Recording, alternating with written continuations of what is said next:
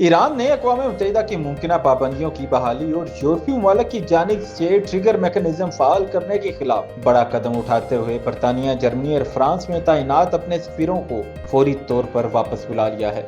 ईरानी सरकारी मीडिया के मुताबिक ये इक़दाम बतौर एहतजाज किया गया है और तेहरान ने तीनों ममालिक के फैसले को गैर जिम्मेदाराना और जालिमाना करार दिया है। ईरान ने वाज़े किया है कि यूरोपीय ट्राइका की शराइत किसी सूरत काबिल कबूल नहीं, हम किसी दबाव में आकर फैसला नहीं करेंगे। इससे कबल ईरानी वज़ीर ख़ारजा अब्बास अराग़ची ने न्यूयॉर्क में जनरल असम्बली के इजलास के मौका पर यूरोपीय रहनुमाओं से मुलाकातें की थी, तहम मुज़ाकरात किसी नतीजे पर ना पहुंच सके। ईरान के सदर मसूद पज़ेश्कियान ने भी एतराफ़ किया कि मुशावरत के नताइज तवक्कुआत के मुताबिक नहीं निकले। ईरान के रहबर आला आयतुल्लाह अली खामनेई ने दो टोक अल्फाज में ऐलान किया है कि ईरान अपने कौमी मफादात और जौहरी प्रोग्राम के तहफ़्फ़ुज़ के लिए किसी भी दबाव के सामने नहीं झुकेगा, चाहे इसके नतीजे में अक़वाम मुत्तहिदा की पाबंदियां दोबारा नाफिज क्यों ना हो जाएं। याद रहे कि बरतानिया, फ्रांस और जर्मनी ने 28 अगस्त को ईरान के खिलाफ वो अमल शुरू किया था जिसे ट्रिगर मैकेनिज्म या स्नैप बैक मैकेनिज्म कहा जाता है। तीनों ममालिक ने अक़वाम मुत्तहिदा की सलामती कौंसिल को बाज़ाब्ता इत्तला दी कि ईरान मुआहदे पर अमल दरामद में नाकाम रहा है।